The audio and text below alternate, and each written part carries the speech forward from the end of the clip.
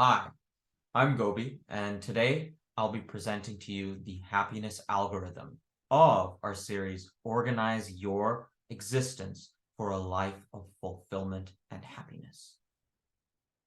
So today's algorithm states, for each negative thought, and remember, 80% of thoughts are negative, and 95% of thoughts are repetitive.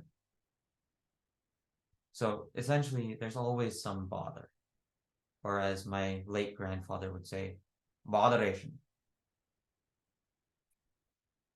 You need to ask yourself for that thought if there's anything worth doing that can be done by me. Now, 95% of the time, since 95% of these thoughts are repetitive, you can just use a cached, or in other words, saved copy of your solution. And you can kind of muscle it in if needed. Like you could say to yourself, hey, I know the solution to this. I can just reuse the solution.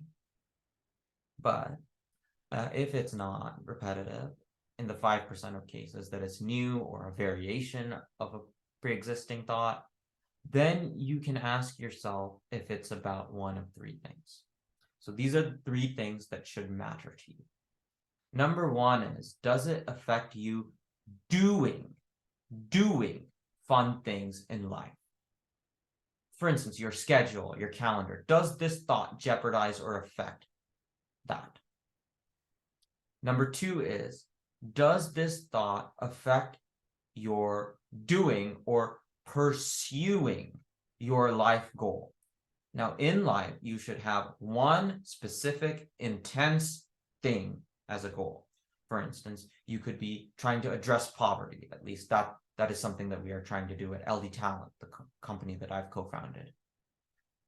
Now, does the thought that has come to your mind affect your one life goal? Now, this could be affecting your persistence, your ability to strategize or communicate with team members, your ability to engage in the process of making a contribution to the world or the universe.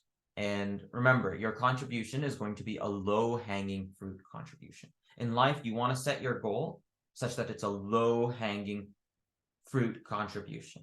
Essentially, you should pick something to do with your life that not many other people are doing. So there's less competition, but it has huge impact.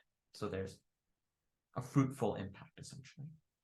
Now, number three is, does the thought that just came to your mind affect you and your ability to do good things? So doing good things with your close family who you like. So remember, you pick the close family members. You pick the close family members that you like, or your close, loyal friends.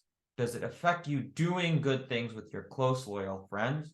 Or does it affect you engineering your life contribution that is pushed out on your death day and evaluated on your death day? Now, if you're an internet entrepreneur, maybe this death day contribution is the compilation of your websites, apps, blogs, podcasts, videos, etc. Now, if the thought affects one of those things, then it's worth considering further and addressing in an organized and careful manner. Organized, careful, and strategic, and scientific, and methodical manner. However, if the thought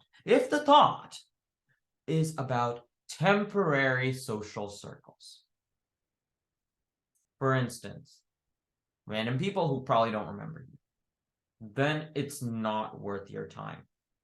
Anyway, you're going to spend negligible time with them, and they have negligible value in your life. For instance, just compare the percentage of your life that you spend with a close family member compared to an acquaintance at work. You need to weight how much you worry about that person or what they said or what your impression is on them by how much time you'll actually spend with them in your life. In fact, I would recommend just meeting such people upon need in maybe a formal way, preferably with your close family or partner or close friends by your side. Essentially, don't engage with strangers too much in a way that will actually affect you emotionally. The second thing is the thought about your thoughts? Is the thought about your thoughts? So is it essentially a meta thought, a thought about thoughts?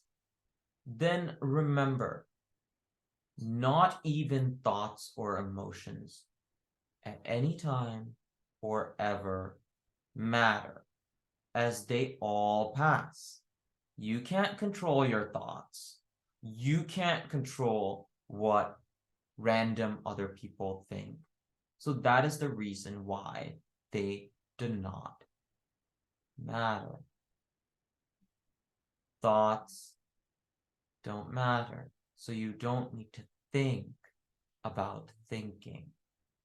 Flow will come and go. Only Dharma matters. Dharma meaning your duty in life, what you are doing. You only need to worry about doing. You don't need to worry about thinking. Your Dharma is your religion.